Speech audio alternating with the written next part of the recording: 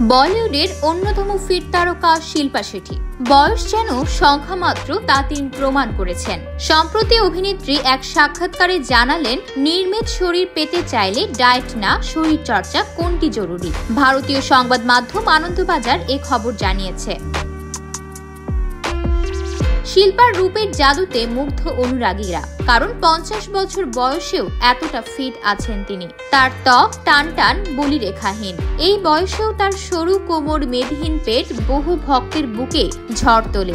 শুধু সৌন্দর্য নয়, তার সুস্থ থাকার রহস্য কি, এবার অনুরাগীদের কৌতূহল মেটালেন শিল্পা।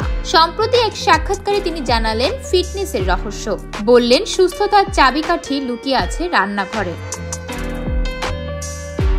শিল্পার কথাই সুস্থ থাকা এবং সুন্দর চেহারার নেপথ্যে ডায়েটের ভূমিকায় 70%।